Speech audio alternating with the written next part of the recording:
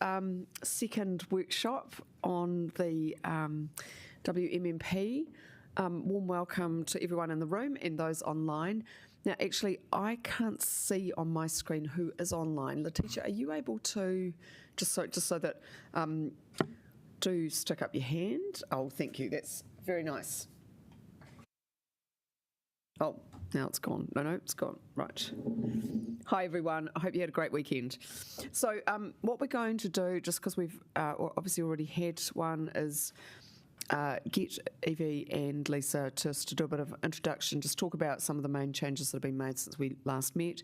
Then they will provide space, though, for people to come in and ask questions or give feedback. It's not just a Q&A.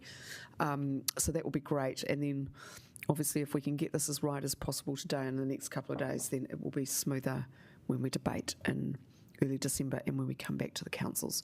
A warm welcome to you. It's good to have some more staff. We've just got 2 elected members in the room, but it's good to have everyone online. And Councillor Mitchell is an apology. He had an unavoidable clash. Right. Over to you. Oh, no. Kia ora. Dill. Thank you, Chair. You go for it. All righty. Ko Diljendaropal Toko Ingoa, Zero Waste Strategy Manager, Wellington City Council. Welcome everyone to this iteration of the WMMP, which we hope to be the last of the workshops and briefings before we get into final adoption. The team's done some amazing work with regards to analyzing the feedback that we received from the Joint Committee from the last workshop. Chair, as you mentioned, Yvette and Lisa will take us through some of the slides, the updates to the WMMP from the feedback that we received. In addition to that, we've also received some feedback precisely from you, Chair, on the document, and also Councillor Mitchell, who's not here. We will address some of those changes. Most of those changes are around wording, clarity, and reframing, which we will not go into the detail of, but if you want to bring something up, please feel free to do that. We will, however, precisely touch on a couple of things that you have mentioned, Chair. One is about the vision, and the other one is target. And we can discuss that in an open forum when Yvette and Lisa are going through the changes. So I'll now hand it over to Yvette and Lisa to take us through, please. Thanks. Thank you, Dill. So what we're planning to do today for the next little while is to give a summary of the WMMP amendments. So thinking about the 30th of October workshop, what we heard from the group, how we've taken that away and how we've integrated it within the WMMP. So a summary of the amendments that we'll be going through this afternoon, looking at the updated vision, looking at the amendments to the objectives, also to the targets. There have been a few modifications made there, and also some modifications to the regional actions. So a lot of the clarity of the wording around the actions, and thinking about how do we actually articulate what it is that we're intending to do. Another item that we'd like to talk about this afternoon is any further changes to the WMMP that we need to consider and take forward, and then also to talk about the next steps and, of course, the implementation, the very important phase of taking our WMMP forward into that next stage. So in terms of the summary of the amendments, what we took away from the 30th of October workshop were several very key points for us, recognising that every council across the region are in different positions. So we're trying to develop a WMMP that acknowledges the diversity and the range of councils across the Wellington region, accepting that each council is very different and each will have its unique challenges and also opportunities that we're looking to build into the WMMP. We also heard from yourselves that the targets need to be ambitious, but also achievable and have a very good baseline measures in place so that we can track and monitor progress against these as we go through the next several years. These will also be transferred into our implementation plan as well, so we're very cognizant of that. The other item there is needing to have a plan around how we will lobby effectively as a region, so collectively having a voice. There will be some unique differences between council, but where we can come together, we will look to lobby effectively as a region and have that consistent messaging. The other item there up on the screen is the implementation plans are critical. So absolutely essential to the development and tracking the progress of our WMMP over the next several years, and also the opportunity to showcase to our residents, ratepayers, public, interested parties, stakeholders and others what we've been able to achieve over each year. So being able to show progress. The last one up on the board too is the joint website. So for the public consultation, we had the domain Less Waste, Greater Place, and through our discussions at our last workshop was broad agreement to have this maintained as a hub of regional information, so it'd be one source of truth, and linked also to the individual council website. So it's a one-stop shop where we can potentially put a whole range of information up on that website. So since the October workshop, we've been looking to update the vision, which is to reflect our discussion. So we'll come to that in the coming slides. We've also had some minor wording changes to the collaboration guiding principle, which we've also have a slide on. And we've also made some further updates to the wording of Objective 3. Now, the main component here was to make it more clear, transparent, and traceable as well in what we were actually intending to mean for Objective 3. We've also taken on board your feedback, and we've made updates to Target 1B, Target 3 and Target 6. I won't go through the details of that because we have several slides coming up which we will talk through. And we've also made some wording amendments to Regional Action 1 and Regional Action 6. This was mainly around being clearer in the articulation of the concepts there. We've also done some modifications to the local action plan section, and that was more in relation to the summary of submissions report. So we've updated that. So you would have received a copy of the updated summary of submissions report. There's some slight modifications made there. And broadly across the WMMP, we've had a look for minor wording amendments. Obviously, we're going to have another look for typographical and grammatical errors, and formatting will be the next stage of work. But really for today, really keen to get an idea of what we've done, whether that's satisfactory, and if there are any additional amendments to make. Very keen to have a discussion about that today. Welcome.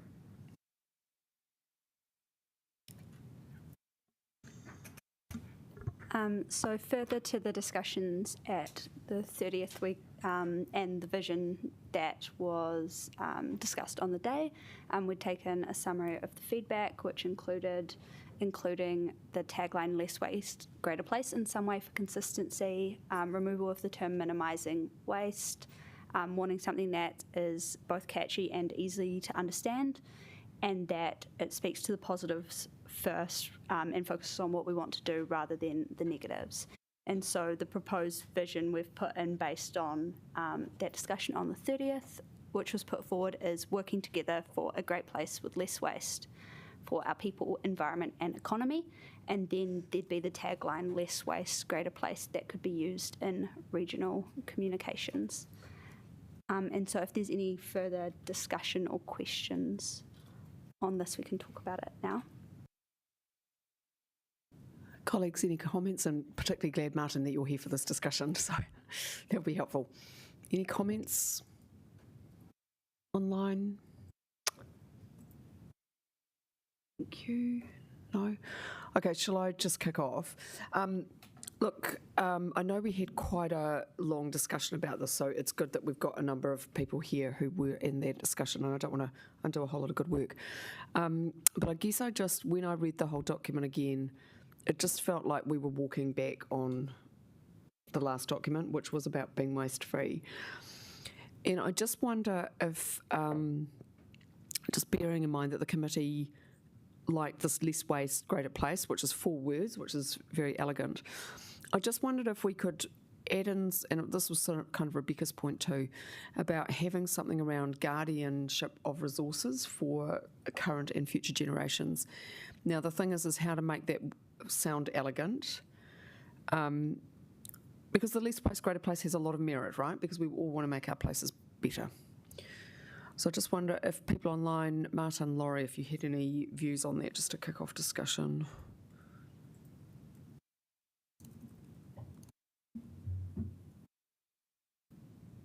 Sorry, yes, give me Yeah. No, it's all good. We've got time.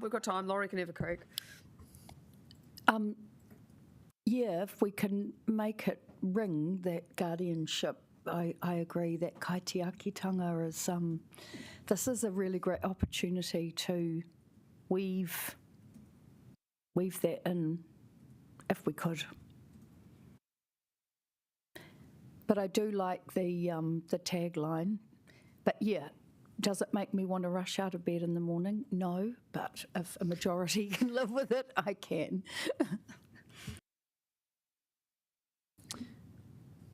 Do you have any views, Martin? You still just want to think about it. It's all good. Look, I appreciate guardianship. It is that kaitiaki role. Working together for a great place with less waste. If we can to work that in there, that's fine. I don't have a problem with that. How that would read, no quick suggestions off the cuff. Yeah, it is a bit tricky. But I think your point last time was right, that it is catchy, less waste, greater place. I think people can remember that because it's only 4 words. The other one's too long. And the reason, just for historical reference, we put people, environment and economy because we were marking a change, where we were thinking about being waste-free as being good for people, not just the environment, but also the economy as well. So it needed to be in there, but I'm not sure it needs to be in there this time. I'm not so emphatic about it. Tom and Steve, do you have any views? Oh, Jeff, welcome. It's good to see you. Great, we've got the team nearly. Yeah, Tom here, Iona. Yeah, I think it's an improvement, so well done. Very happy to have kaitiakitanga in there somewhere. I think it's got a message in itself, that word. So yeah, I'll be keen to see that worked in. Thank you. Jeff, sorry, did you hear some of that discussion? Yeah, good. Do you have any views on just how we would marry a te ao Māori concept with a different worldview? I guess what's flowing through my head is I'm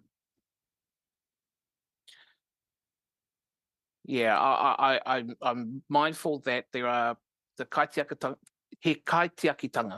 is but one principle that could be actually extended into here. And sometimes I know that we want to put words in, but sometimes what we're doing is we're actually not listening or understanding the concepts that lie in that as well. So, whether you put it in or you don't put it in, I don't think it actually changes really for me any. It doesn't change the meaning of what the plan is. And look, we could dance on the head of the pin for 3 hours on this. So, yeah, 6 to 10 and pick him.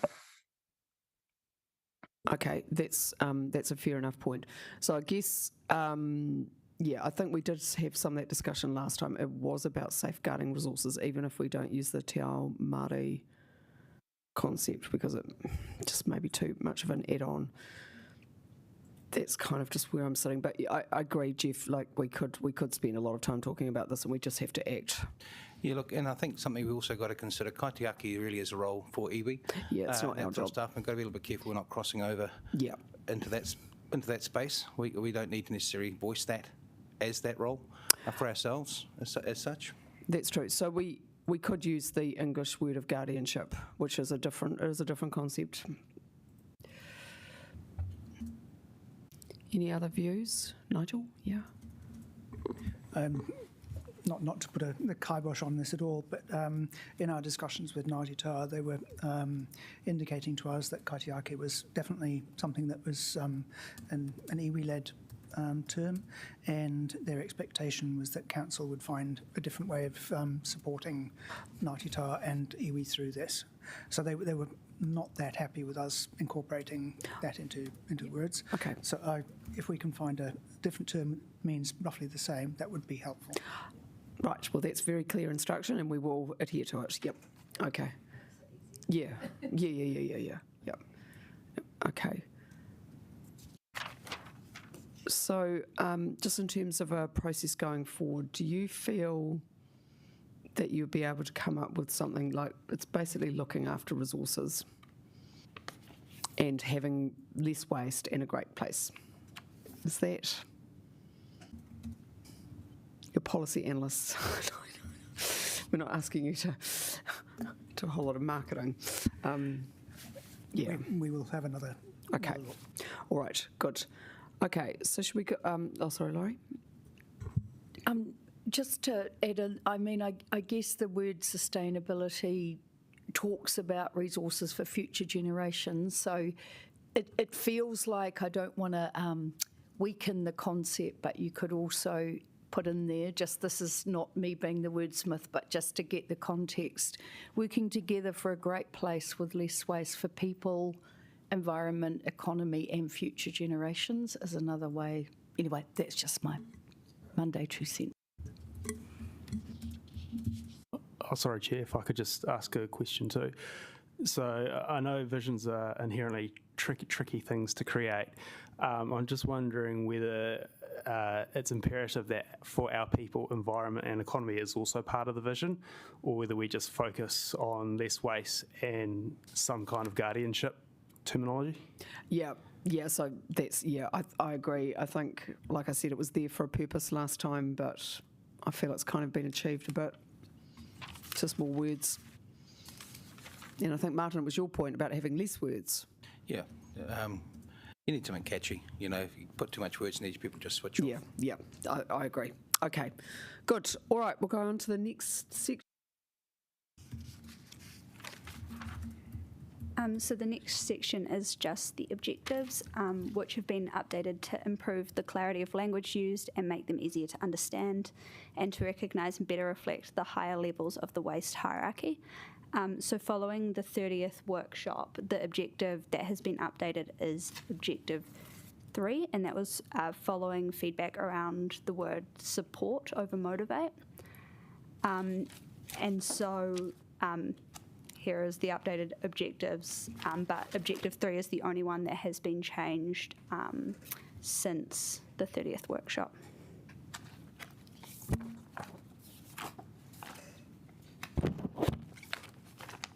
I saw in the submissions that people wanted plain English. Any views on this? Oh, Jeff. I'm happy with this one. Yeah, I am too. I just don't like the word everyone. It's so broad. I'm just wondering, would it be too wordy just to put, some mana whenua business community, or as mana whenua might not be helpful because they'll do their own thing. Whether we just partners and, or business and community might be enough, just so it's just a bit, what do people think? So that's where my thinking was initially. I think everybody does have a role to play. Even if you're not in the community, you're a householder. Even if you don't run a business, you have a role to play. And as we see it as a collective responsibility, adding any other names in there, I think would create the impression that we are trying to prioritise those individuals. Let's just use the word everyone, and then our action plan will reflect how we are going to, both regionally and locally, deal with implementing this in the allies that we build along the way. Fair enough. It's getting into quite a lot of detail. Yep. Okay. Everyone happy with that one? Okay, good. Next one. So for the guiding principles, the only changes that we've made since the 30th is just a slight wording change to the collaboration and participation guiding principle, and that was based off feedback raised at the 30th workshop.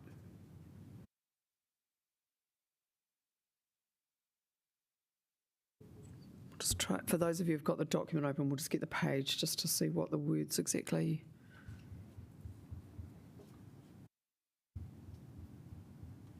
I think it's page 25.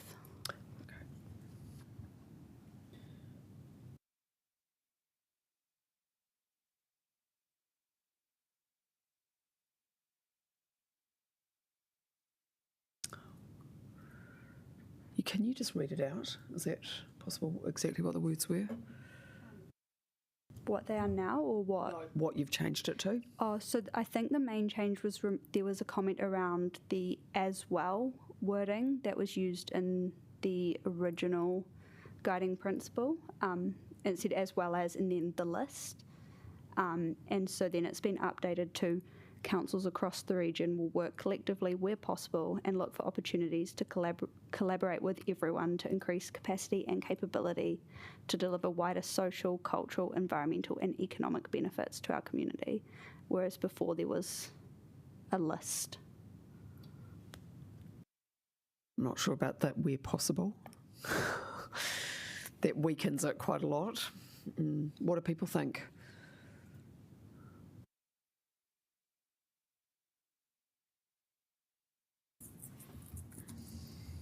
Any views? No? People are relaxed? Don't love the where possible because it rules out. Yeah. Is there another framing for that? I'm sorry, I'm on page 25 on the marked up version. Is that the page that it's on? 30 for the marked up version, thank you. 29. Oh, 29 of them marked.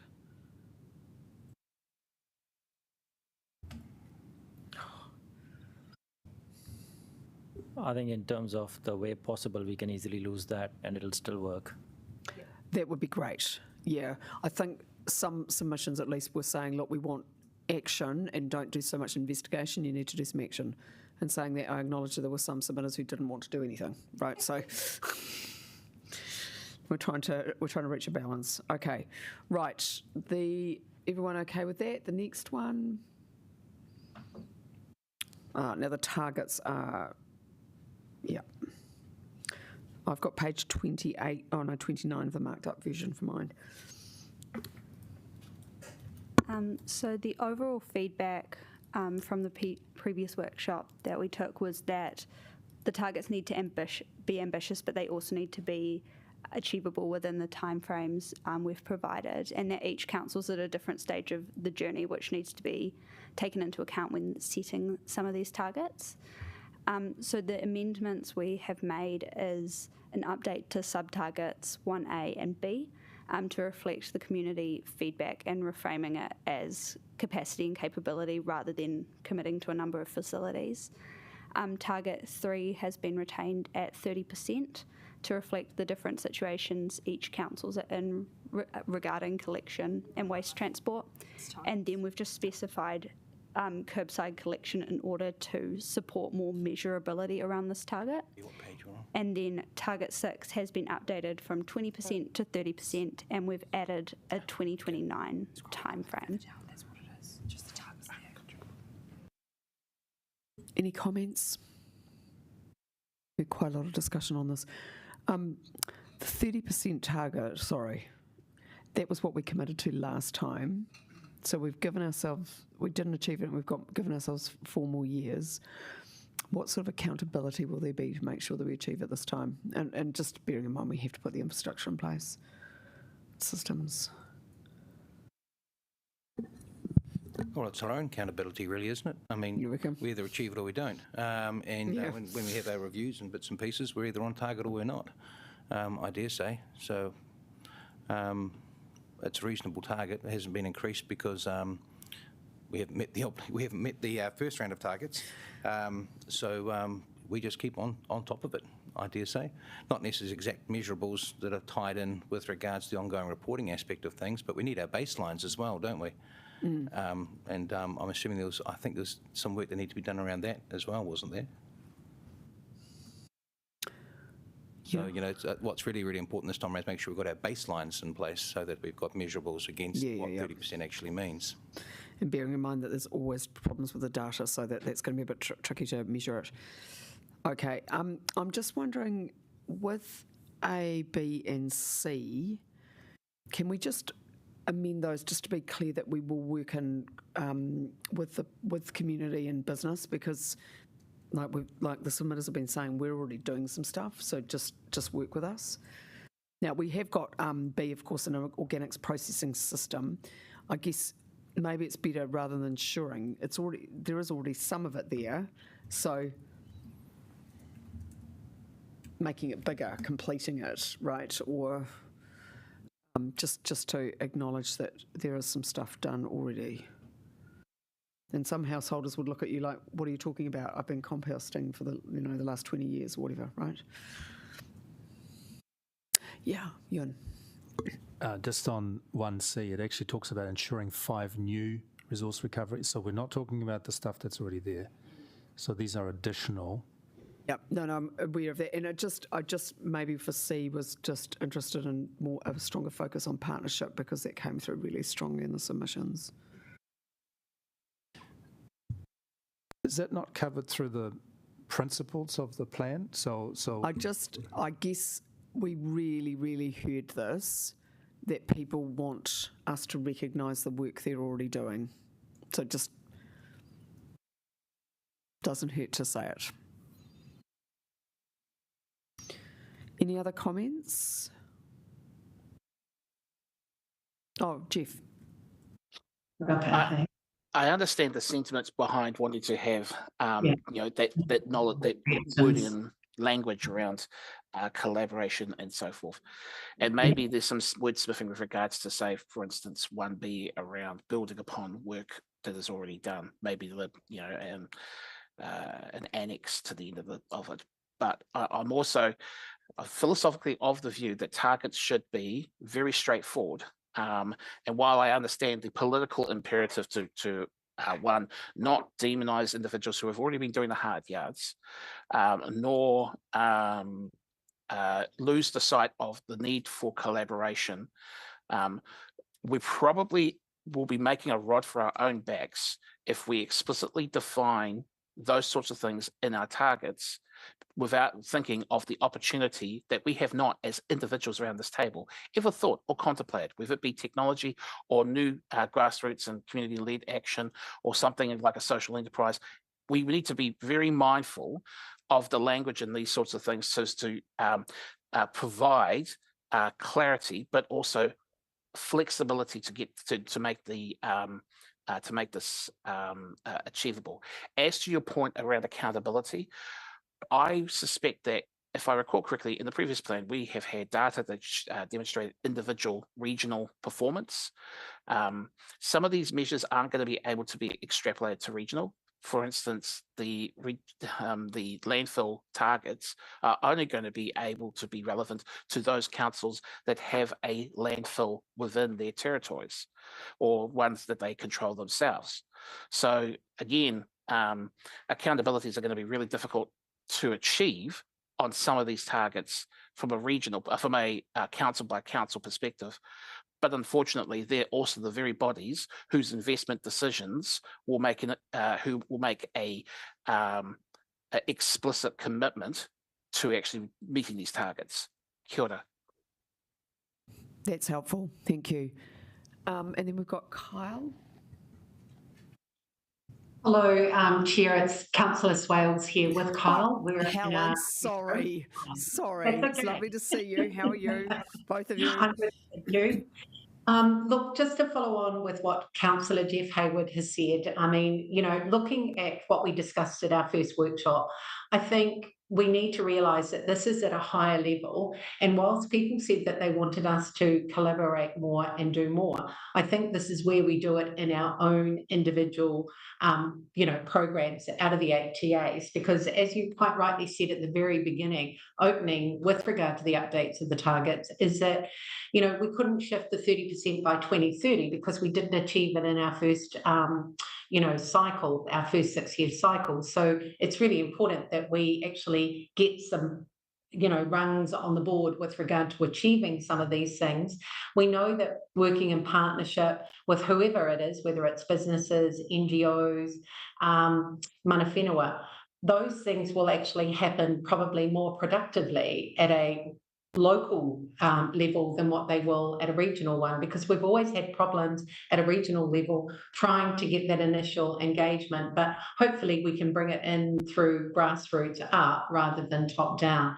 So I think that, we can continue to tinker, but at the end of the day, I think the officers have picked up the essence of what we said in our very first workshop, and I'm really comfortable with when we come to how we're going to deliver this project, that's where the KPIs are going to hit the ground, and that's when we're actually going to be able to say at a regional level, this is what we're committing to, this is what we can attain, and then the drop-down level from that is our own individual plans where we're working towards for the next 6 years.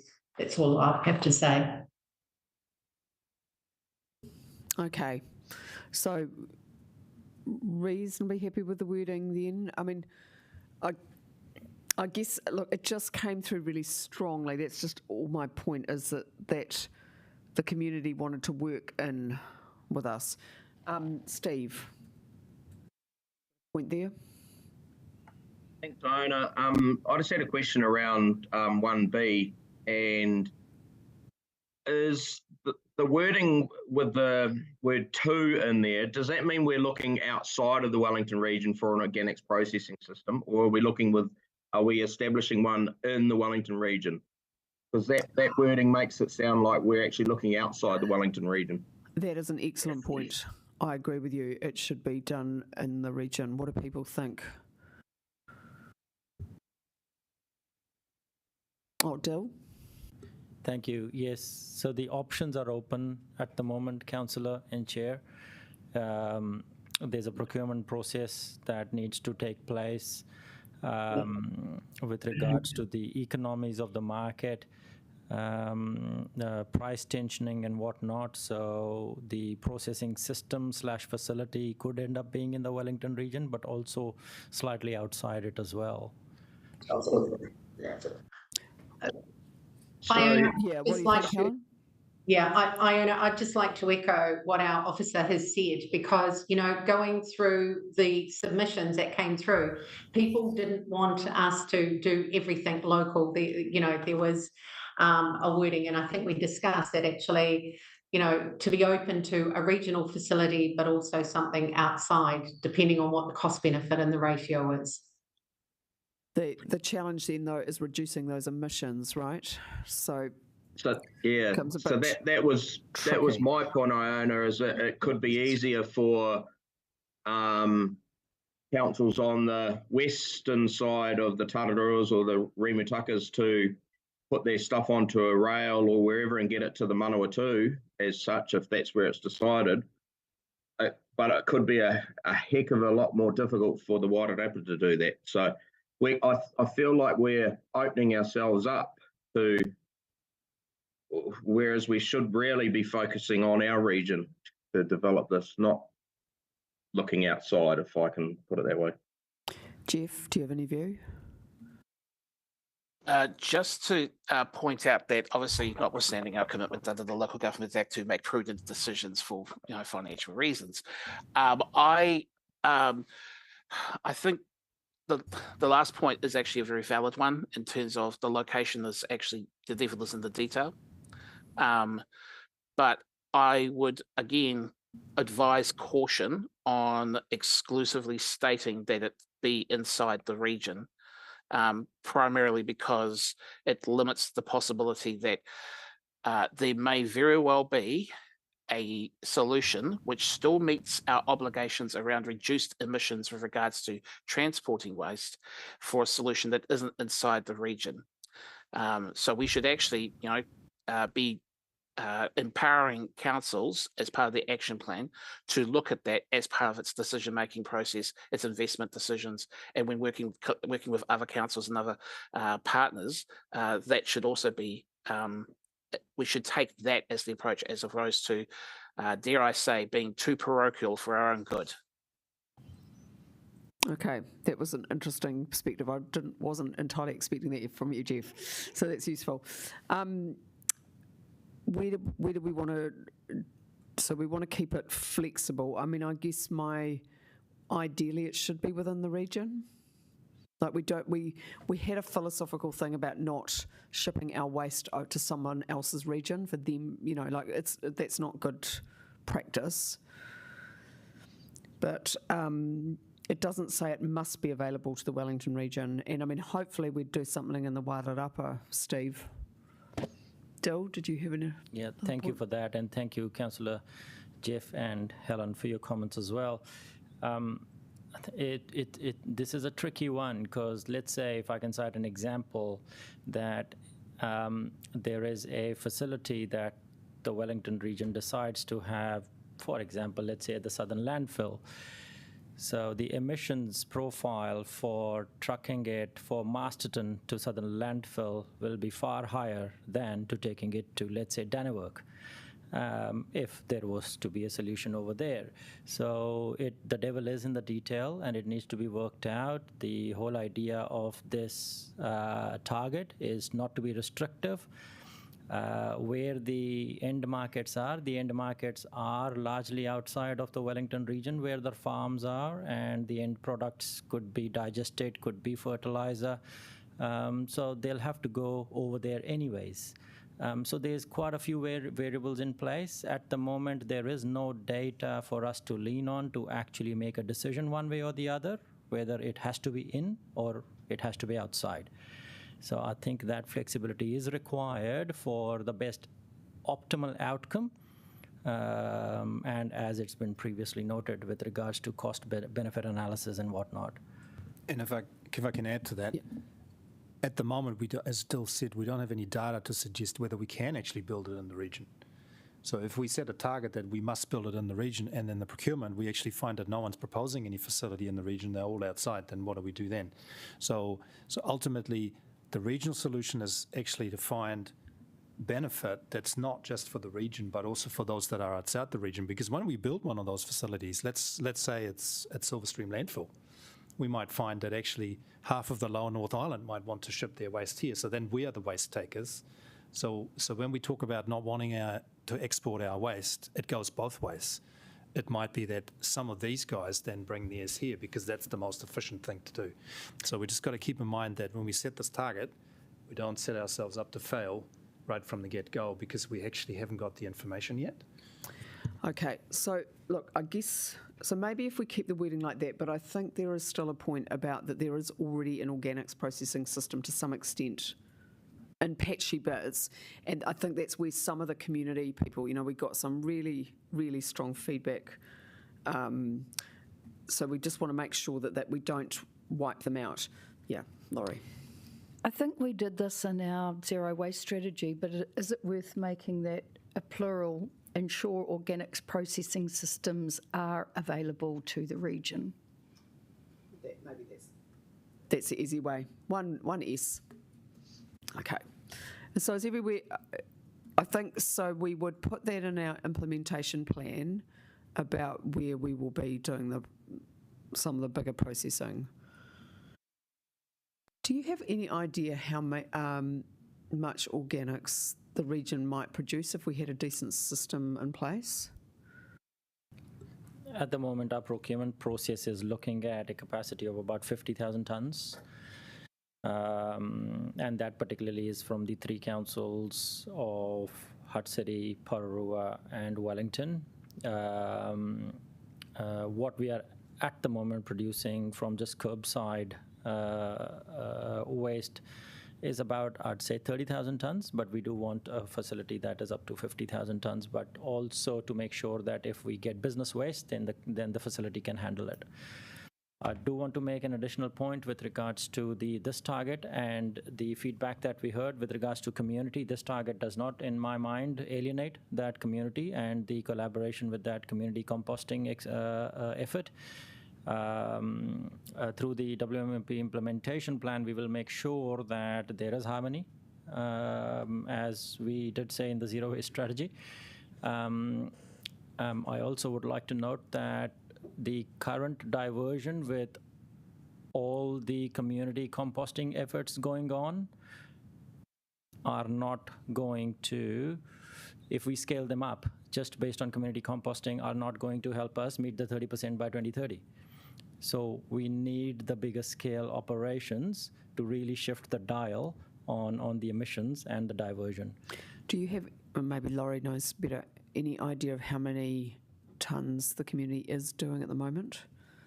Or is it just too difficult to measure? There's one piece of data that I know of from the Kai cycle one, if I could note, and if they're hearing, then do please correct me. I think they serve about 200 customers, and their data is about 150 tonnes a year. Okay, right. So you need a lot of scaling up of the community to start to make a dent in. Yeah. And I always found it unusual. One of the previous officers said, oh, you might fill up an ice cream container of scraps a day. And we're like, oh my goodness, people are getting scurvy. Given the amount of fruit and vegetables we're supposed to eat, we should be producing quite a lot more than that, right? So, yeah. Okay. All right. Okay. I think we've landed in an okay place. Is that good? All right. Shall we go on to the next slide? Thank you. Was there any further comments on 2 to 6? Otherwise, we'll...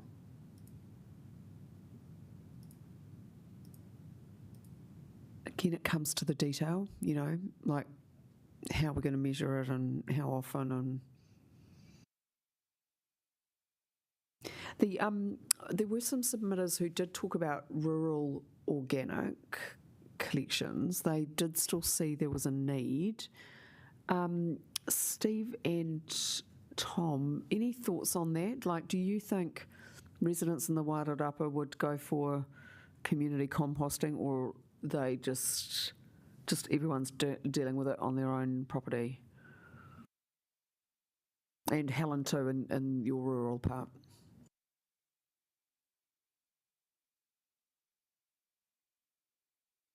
Yeah, in the Marston district, there's a couple of communities that are promoting their own composting.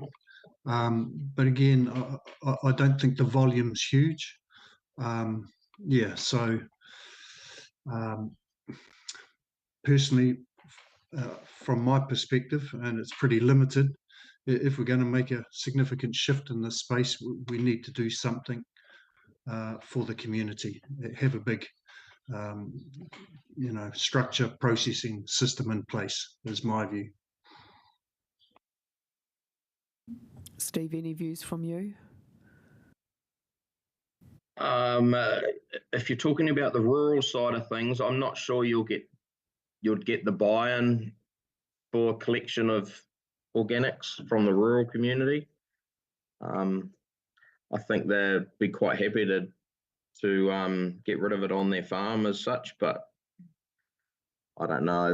That's something that I haven't really heard a lot of talk about from our rural community as to whether they would want to be involved in organics. I haven't heard any talk about that, so be interesting to find out. There was at least one submitter who talked about the other kinds of farm waste as well too, which was a useful point to make.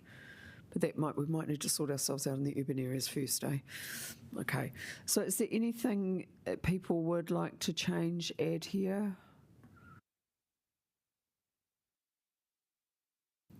Just given we're starting from still quite a low base,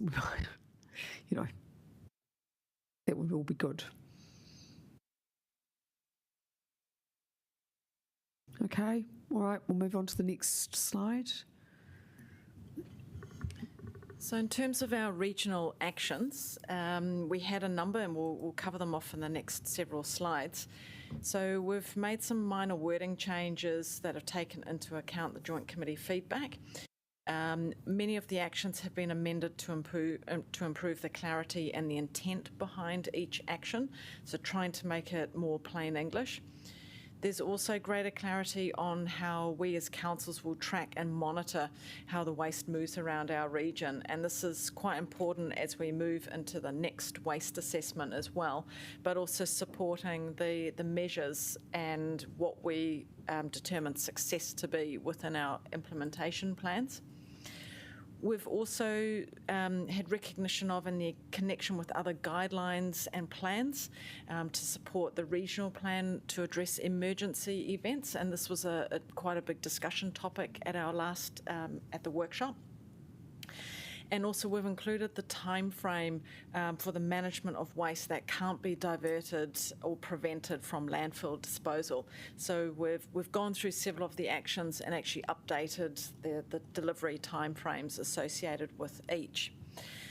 So I'll move into the next slide here. So these 4 have remained broadly similar. I'll just point you to Regional Action 1. So we had the discussion about putting the word fund resources back into Action 1, which we've heard, and we've included that in here. So I think maybe before we move into the next slide, I'm happy for people to read the content that's up on screen.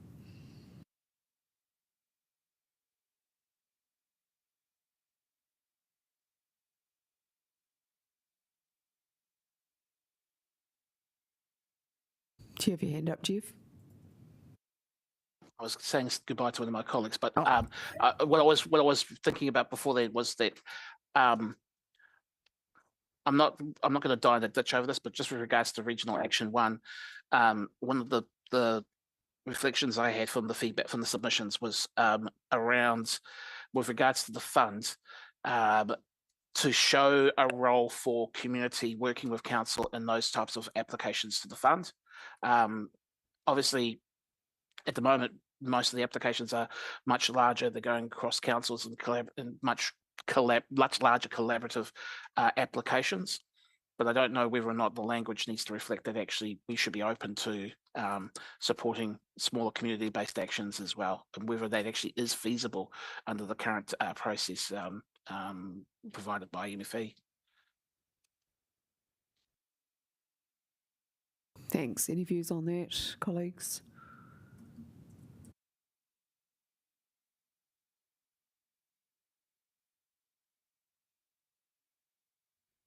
Iona, it's Councillor Swales here. With regard to what Jeff has said, different councils, we at Upper Hutt have a sustainability fund where local NGOs, local businesses, anybody in the community can actually apply for something that will hit the waste minimisation, and maybe that's something that Councillor Jeff Hayward should introduce to his own roundtable at Porirua, and would be happy to talk to him about that, or any other councillor that would want to look at it.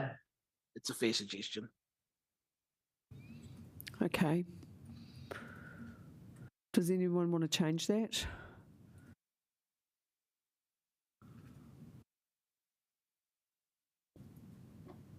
Fine, if people want changes, that's what we're here for.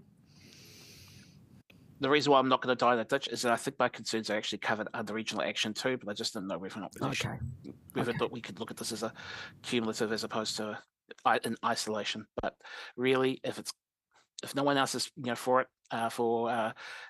itching for change, then let's just move on. Okay.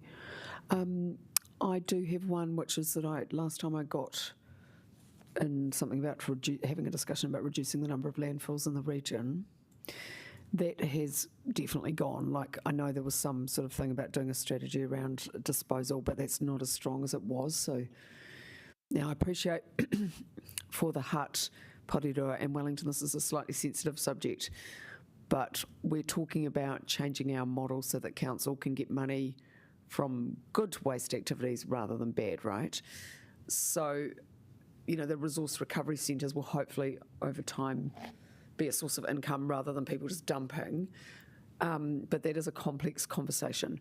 Is it possible, though, to have it? Because I think it really is time. Any views?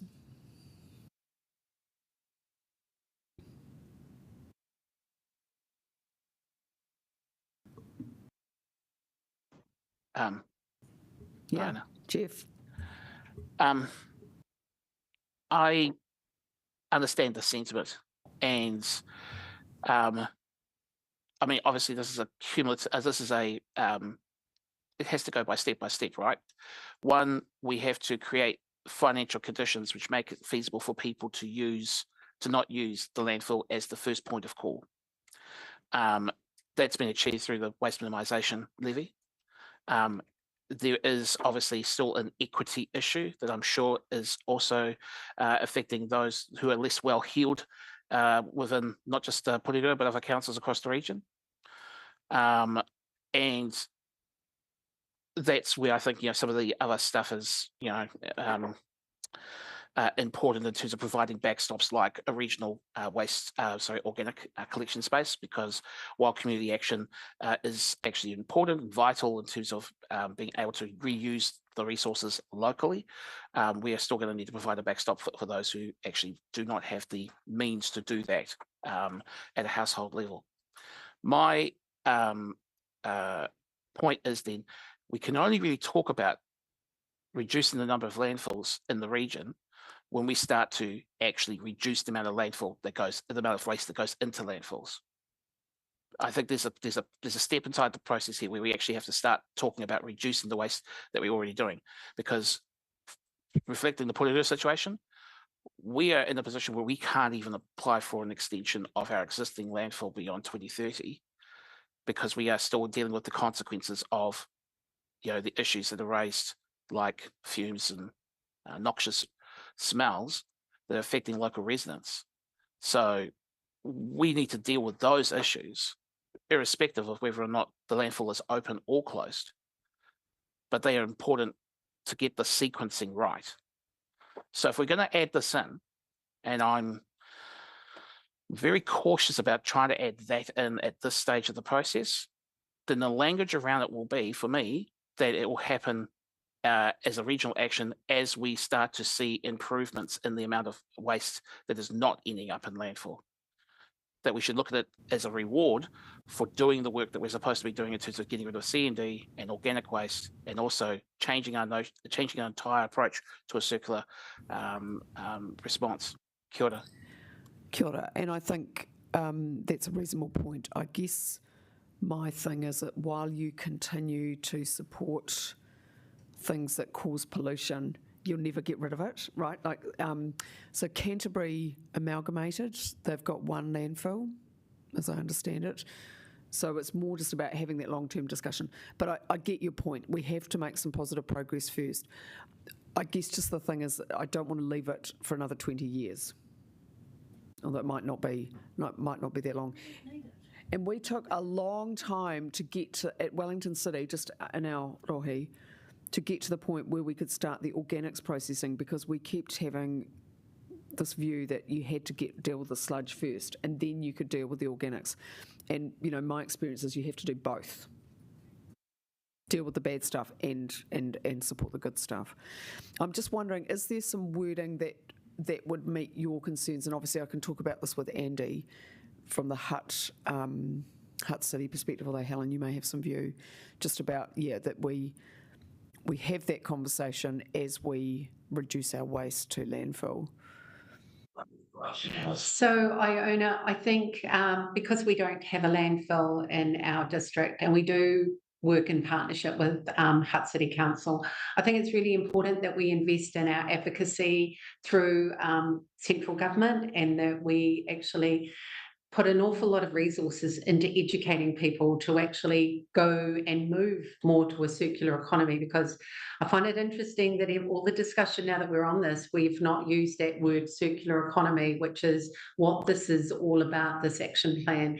And I think, there are some really good initiatives with regard to some repurposing of plants that Hutt City Council have got on the board, and they're just waiting for consent. I think we'll get there. I don't think we'll have to wait 20 years, Iona, for this to happen. And it's probably more in line with coming in our next iteration in 6 years' time. And if we have that as the ultimate goal, that what we want to do, then maybe when we put our KPIs in the implementation of our journey for the next 6 years might be the way to go.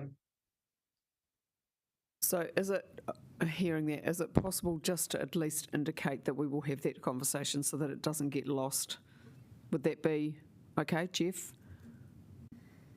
I think to answer your question, the language I think is that the council should continue to review the viability of and spatial arrangements for future landfill provision in the region. And so that can talk about whether or not we want to shift to have one landfill that has capacity to cover the entire region's future, or build an entirely new facility and get rid of the other three, which just seems mind-bogglingly crazy. But anyway, that's a thought. But at the end of that language, it should say, as part of the final stage of circularizing our waste journey. Okay. All right. Well, I think you've given us some great words, and that's something we can work with.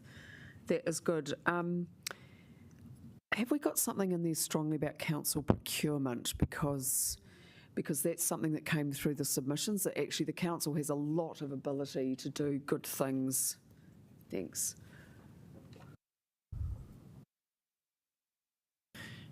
Council procurement. Yeah.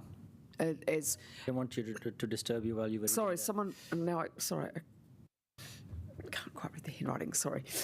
Yeah, just we can control things. Yeah, I'll touch on procurement, and then I think the landfill issue, Jan will have a good point talking about that and the issues we face in the region, which probably also is covered in Regional Action 10, but I'll let Jan expand on that. Just with regards to procurement, the local action planning looks at our procurement and the criteria that will be used for any procurement in the region. It's not just going to be price-based. We are actually reducing our criteria and giving more impetus to emissions-based, environmental-based weighting and guidelines for that. So those things are in the detail of the local action planning. But it's not, sorry, at the regional actions. The word procurement might not have been used in. Is it possible to include that? So it's really explicit? Yes, Yeah. that can be done. The point that I'd like to make is that even if the word is not used, the intent is to work together with industry to reduce emissions, and procurement is a vehicle to do that. But we definitely will introduce that. Yeah, just to be really explicit. Yeah. And also just another point I've got is around making sure these actions are really strongly worded. There's still quite a lot of investigate. We want to deliver. And then maybe, we have to be tightly focused on the C&D and the organics. Yes, sorry, someone has had their hand up, and I apologise. Is there someone who wants to talk? No? Okay. Yeah, is it possible to look at that wording quite closely? And I appreciate that different councils have different resources. That is going to be demanding. Yeah. Just a couple of things. I'm just coming back to the landfill issue that was discussed before. So there's Action 10.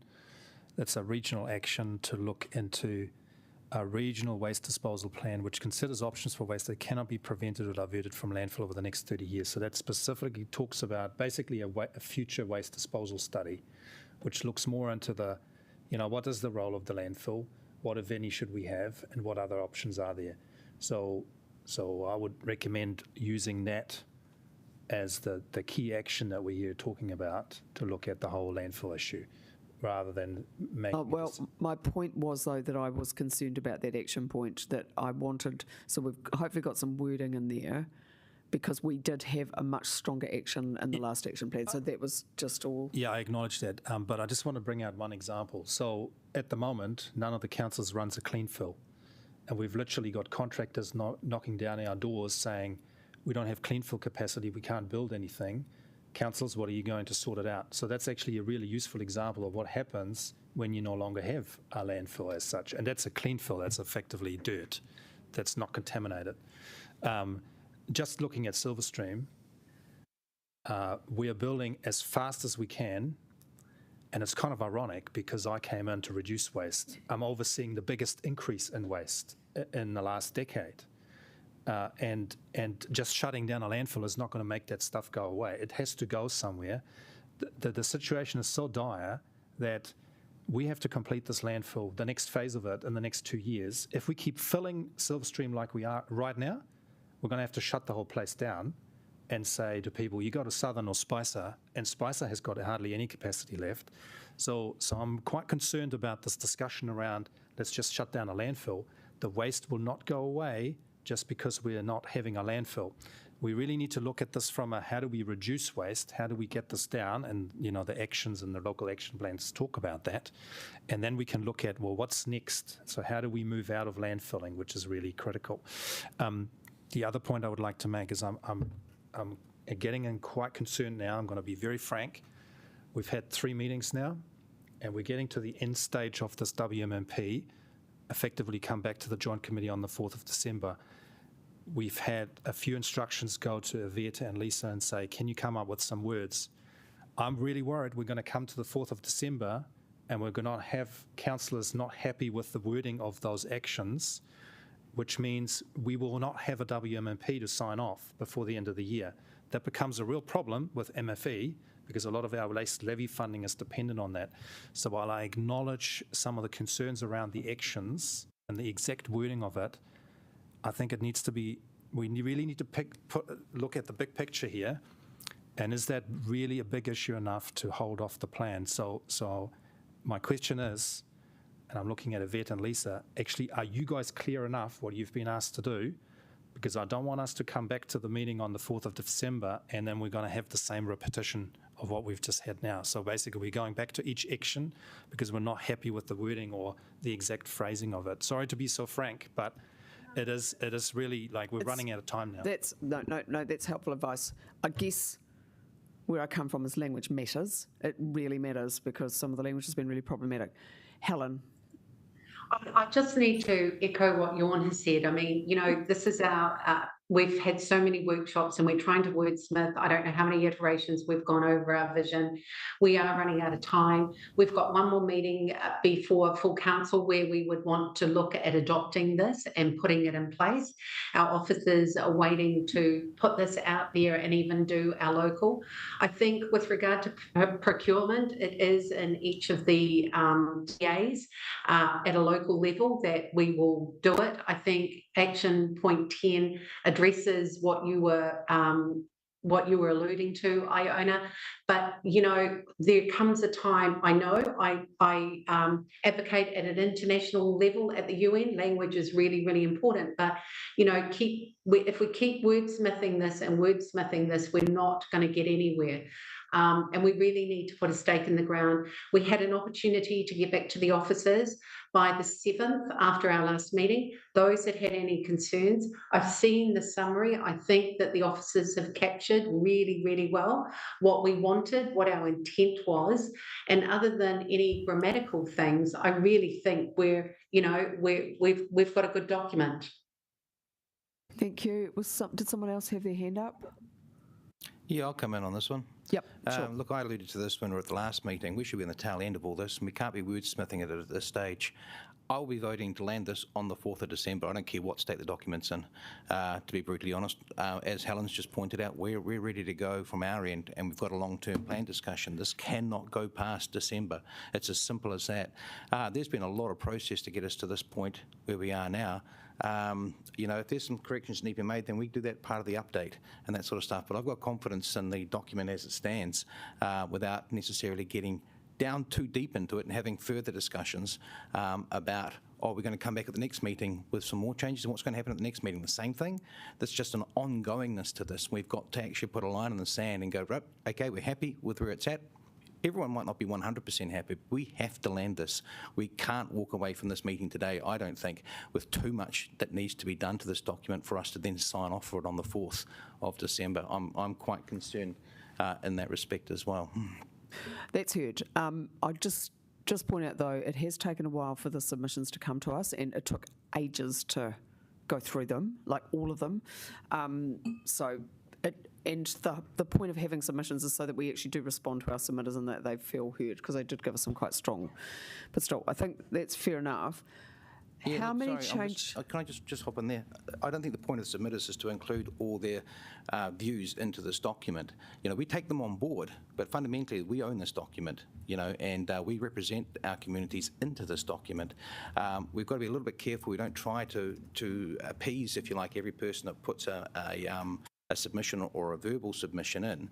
They could be wrong. There's nothing for us to say that we have to do that. If we're happy with the document that we have, then we should allow that to stand on its own too, having taken all that on board. Yeah, we need to, because we get told in local government land that we don't listen to our communities sometimes, so it's just that balance. Just in terms of, how many other slides do you have?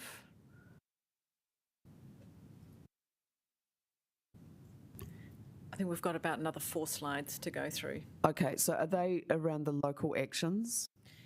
So we've got implementation and next steps. We don't have anything on the local actions. Okay.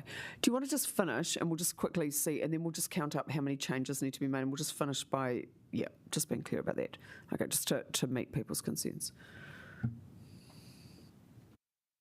So I've just gone back a slide, and I'll just draw everyone's attention to Regional Action 6.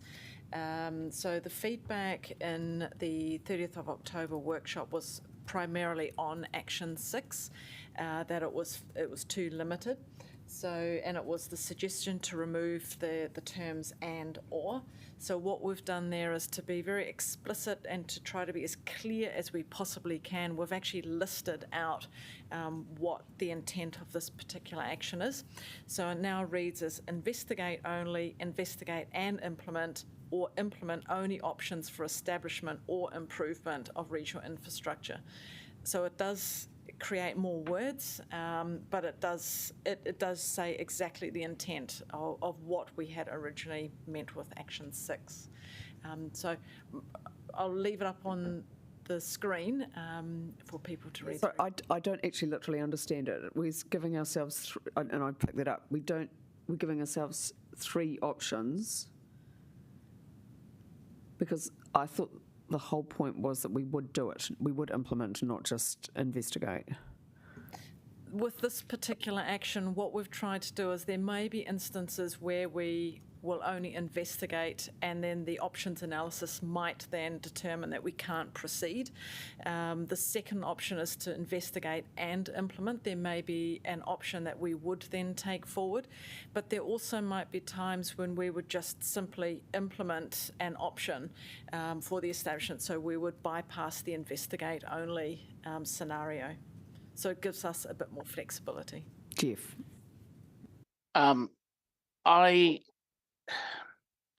I think that does explain what was the intent of trying to get be clear in that workshop we had previously, for the reasons that are just raised by officers, that there are some instances where we are going to need to do investigation, and it may be a bad idea for us to implement as much as we want to do something. It may be actually a really bad idea to do so.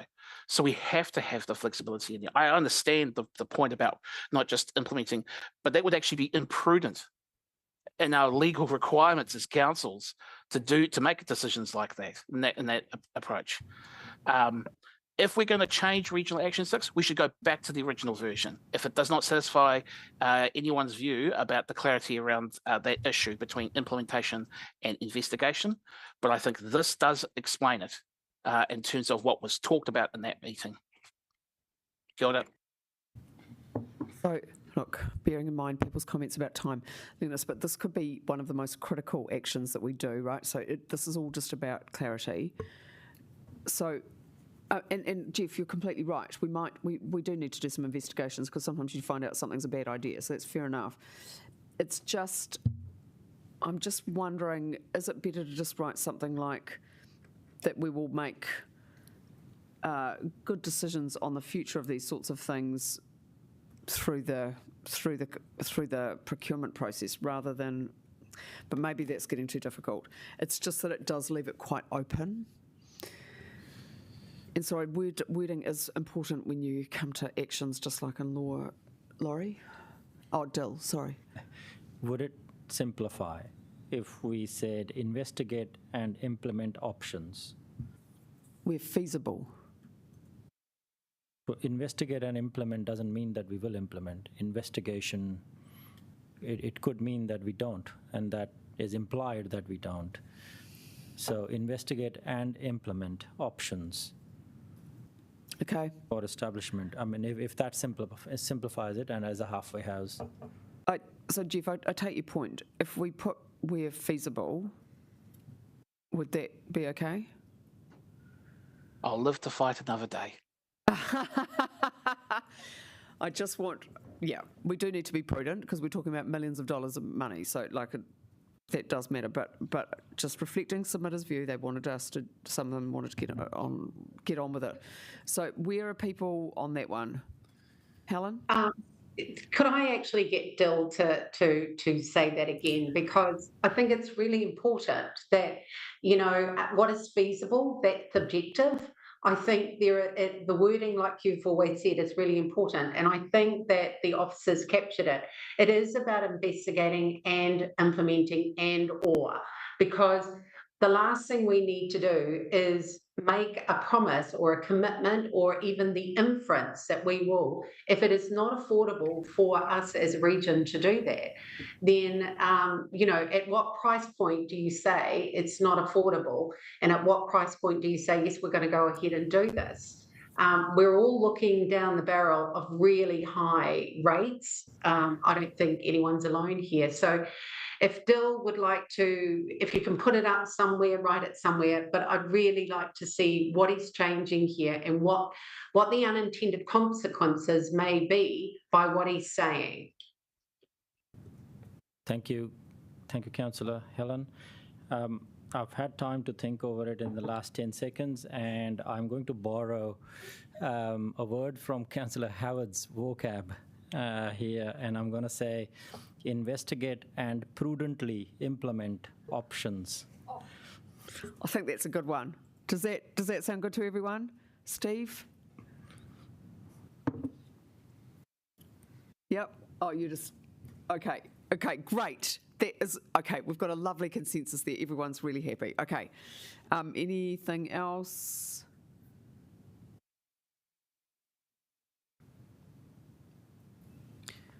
Okay, next slide.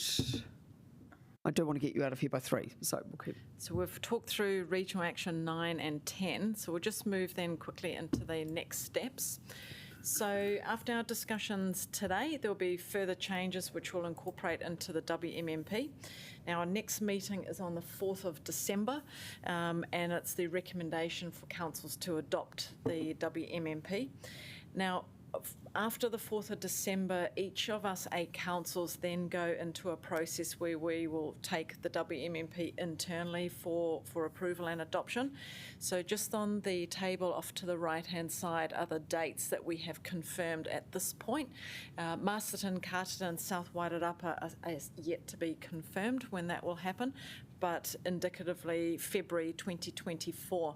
So we start the adoption process late 2023 right up into the Q1, Q2 of 2024. During that time, though, we will be starting to develop our implementation plan, and we heard from the committee at our last workshop to have an update on that process by March of next year. So we'll be working towards that. And then also running in parallel will be development of the joint Wellington Region website, which is the Less Waste, Greater Place .co.nz option that we have available to us. Happy to take questions on the next steps. So why is Wellington so slow? Can't we just do it at council? If everyone, if the others are doing it, we probably shouldn't be. Still, can we just do it in December? Or is this about the adoption of why is Wellington on the 1st of February? It's not just Wellington. There's some other councils that have. No, but the other urban ones are doing it in December. So I'm just wondering if we can bring it forward. We can take any paper to council if we have to. We can check with Democracy Services. Yeah, That's just a possibility. if we can, then we can put it to bed and have a nice Christmas. Yeah. Okay. And obviously the Wairarapa ones, you obviously decide when it's going to work best for you. That's all good. Any other questions? Okay, next slide. Oh. That brings us to the close. Okay, so just in the last 15 minutes, can we just summarise the ones where there was just, and we'll just make sure that your workload is manageable so that we can sign it off on the 4th. I know you've been typing furiously. So we'll just read off our combined notes here, so bear with us. I think the first one that we've got is to look at an updated vision to also for the targets. Oh, sorry. Do we want to talk about this? No. Just let's just find out how many changes you've got to do first. So we'll see if we can reduce them. Great. So it'd be to update and develop a new vision. Objective 3, we're retaining the word everyone, so there's no change to that. We've got to amend the principle, the collaboration and participation principle, the wording there. That wasn't a big change, though, was it? It was just a wording. It was just a tiny little one. You don't need to do anything. Okay, so that's fine. That's not going to make lots of work for you. With the targets, we've got to include a description which would include the community within targets 1C, I believe that was. Yes, target 1C. Yep. There was some discussion around the 30% target. It's all right. I don't think we've... No, just leave it. Well, given where we are at, right? As everyone, I think we were... That was just sort of me sort of saying, well, yeah, we had that target. Sorry, I'm just scrolling down. It's all good.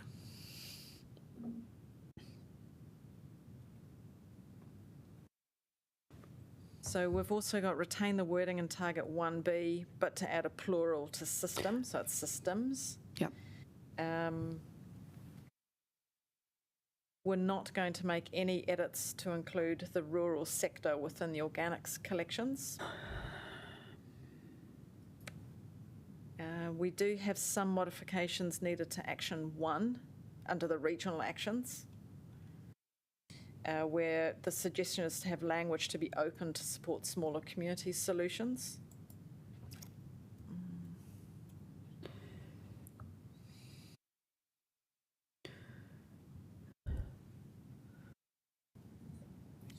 Sorry, Lisa. I think there was agreement to not change action 1. Was there? Yeah. I agree. Yeah. Councillor Hayward was in agreement with that we could look at funds locally rather than at a regional level. Sorry, that's right. Yes. Yep. Correct. Okay, Yep. so you don't need to do that. Exclude. Thank you.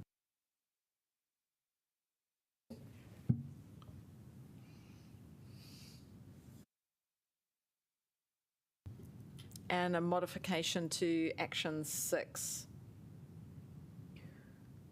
So that was investigate. So the suggestion is investigate and prudently implement options. And we expand the wording on action 6. Okay. So in other words, except for the vision, these are all quite straightforward, right? Yeah. Okay. So, colleagues, is it worthwhile just going back to the vision so that you are not flummoxed or anything and just saying, we'll just go back to that quickly.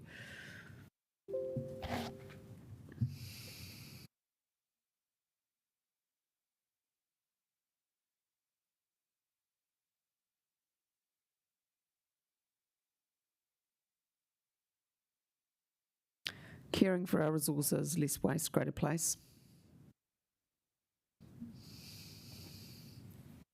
It's not perfect, but just in the interest of getting it down.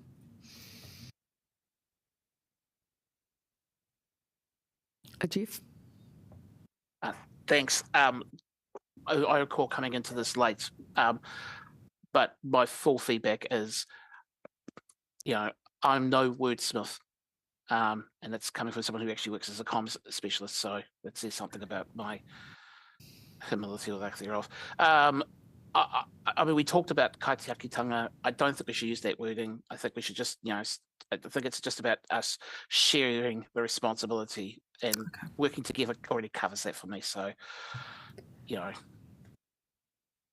Well, why don't we just do working together for a great place, less waste? Right, I want to get rid of some of those words. There's too many words.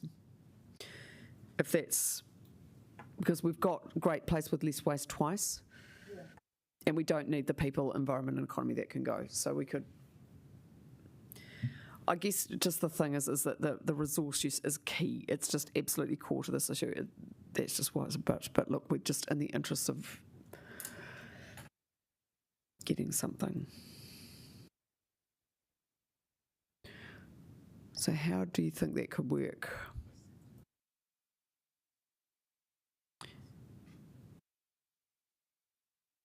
Working together for less waste, greater place? Full stop. Nigel? Suggestion from Emily. Working together to care for our resources for less waste, greater place. Does that sound okay? Sounds good to me. Sounds good to me. Even if it's not absolutely...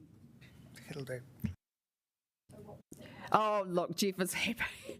You're right, and we are not comm specialists. Okay, working together to care for our resources for less waste, a greater place. And then you can have your nice website, which works really well for the website, right? You need something really short and something. Good on you, Emily. Has anyone got any other comments? And that means that you do not have much work to do before the 4th of December. So thank you, colleagues, for the level of discipline that you've brought to the process. That's awesome. Right, is there any other comments that people would like to make? Otherwise, you can go back to the office. Yes, Laurie. And just forgive late to the piece actions. I've got some questions. So this would be for Wellington actions only. Are you comfortable if I send through some questions? Great. Yeah, and actually, that's a good point. The language for me on the Wellington Action Plan is still too high level, but that doesn't need to bother the rest of our colleagues. We can just fix that before it comes back on the 4th of December. We can work on that. And then, yeah. Okay. Anything else, colleagues? No. All right, well, thank you very much for your great work. Colleagues, staff, really appreciate it, and look forward to a very straightforward process on the 4th.